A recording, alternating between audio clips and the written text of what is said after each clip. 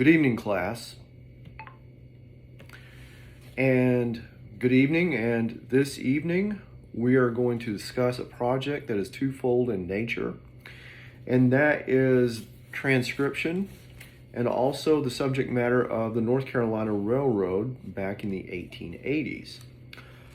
So the ideology behind this project is to show a congruent pattern of Western migration and overall expansion within the state of North Carolina, as well as throughout some of the southeastern United States at times, possibly.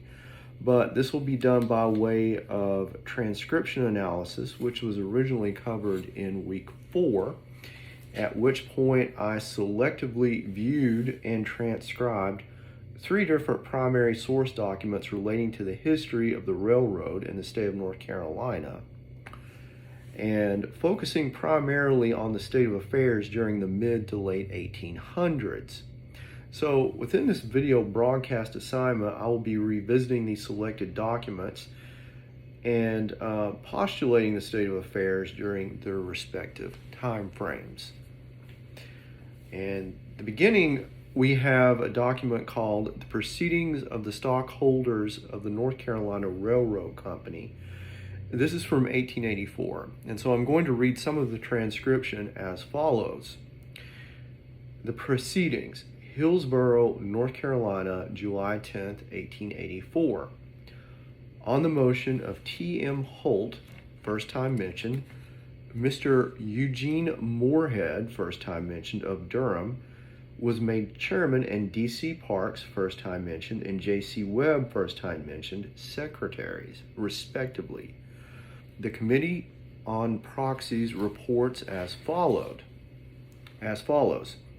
The number of stockholders represented in person 6, by proxy 130, whole number of shares by individuals 10,000, whole numbers represented in person 1,316, and by proxy 5,768. Total numbers of shares reported 7,084. The report was adopted. Now, I'm not going to read the entirety of this document because the language is somewhat dry, and the subject matter itself, while relevant to that particular time, can be overlooked at this time. I will try to include this document within the project that I'm uploading this evening. So the document proceedings from the Hillsborough, North Carolina, July 10th, 1884 proceedings of the stockholders of the North Carolina Railroad Company.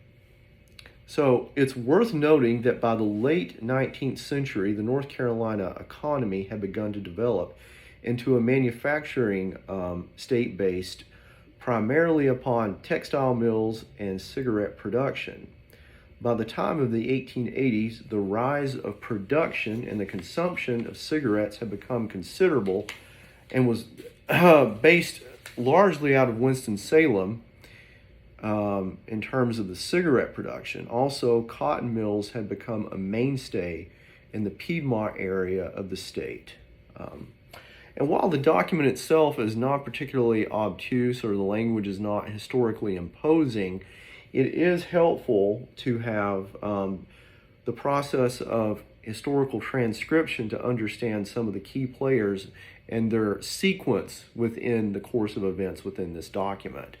So you can follow the liturgy in terms of who is mentioned when, and I think the primary technique of transcription allows you to understand when someone is mentioned and to what extent within the document, and that was illustrated within this particular piece.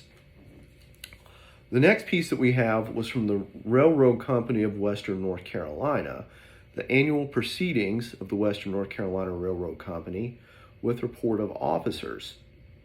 And it proceeds as follows. Thus we find the whole line to the French Broad River under contract with every assurance that we are soon to gladden the hearts of our friends beyond the mountains with the shrill whistle of the locomotive. Believing it injudicious to sell the state securities at the market rates, we have borrowed money, placing the bonds as collateral securities, confident then that the necessity which soon be apparent of paying the interest on the public debt, and knowing that as soon as such action was taken by our state authorities, the bonds would rapidly increase in value. I rejoice to tell you that our hopes are being realized and that the success and early completion of your road is now secure. And it is due for me to say of the late convention of the late General Assembly that they met all my recommendations touching your interest in a spirit worthy of praise. By their wise legislation, for that purpose, we see the bonds rapidly advancing from 50 cents when they began to now over 70, and as soon as actual payment of interest takes place, we may look for higher figures to obtain. Already, the appreciation of the bonds we hold is over $4,000. Good faith demands that the state should pay her interest. It is equally clear it should be done as a matter of policy.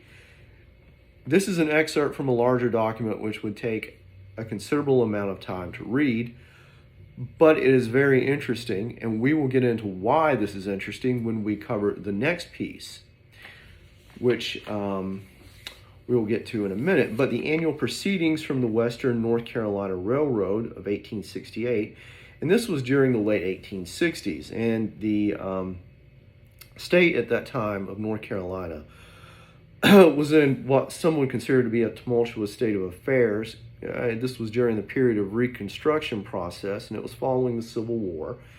And in the year of 1868, the new Constitutional Convention of North Carolina gave the state a new government, which protected the rights of the freed African Americans, thus admitting North Carolina back into the Union. So, as you can see from the transcription of this particular document, the state was ripe for expansionism at that particular time. Now, that's not to say that it would happen automatically, because as we all know, or as we've heard, the period of Reconstruction was fraught with certain inadequacies. And so to say that the railroad itself would bring unity both to North Carolina and to the Southeast, and to reconnect to the North, and it didn't happen automatically, but it would be judicious to say that the North Carolina Railroad and the greater Southeastern Railroad system was quite helpful to that end. The next document that we're going to cover briefly is the Northwestern North Carolina Railroad Company. It's a $1,000 gold bond. And this particular language is very difficult to decipher simply because the writing on bonds in general is spidery. And so I read what I could, and so as follows: the Northwestern North Carolina Railroad Company is $1,000, and it says principal and interest guaranteed by the Richmond and Danville Railroad Company. Know all men by their presence, the Northwestern North Carolina Railroad Company is indebted to the Central Trust Company of New York, or bears in the sum of $1,000, which sum aforementioned the said Northwestern North Carolina Railroad Company promises to pay in gold coin to the United States. And from this point, the writing on this particular instrument becomes obscure and illegible, at least to my eyes. There may be technology out there that can decipher it better than I have, but I haven't had the time to delve into that just yet. I would like to in the near future. So, back in 1868, a considerable scandal had negative impact on the railroad securities trade within North Carolina, when the Western North Carolina Railroad Company had amassed a significant debt and likewise participated in fraudulent stock subscriptions, as well as the release of fake securities. However, at a later time, which was where this bond was from, which I believe was in the 1880s, bonds had once again begun to be issued with the revenue building for westward expansion. Now, earlier we had mentioned the high hopes postulated by the Western North Carolina Railroad Company and their altruistic language, talking of the people in the mountains connecting with the people in other parts of the state, and that's all very well and good, but they weren't minding their P's and Q's in terms of business. And this was easily deduced if you had taken the time to read through the transcriptions. And once again, transcribing of this particular document does make the reading easier. While these are not Middle English documents, some of them tend to be a little worn in places, so it's best that someone has taken the time to transcribe them. And through the transcription process, we have gleaned some of the state of affairs of the railroad and expansionism in North Carolina, at least back in the 1880s. So that's my presentation for the evening, and I hope that you all are well. Thank you.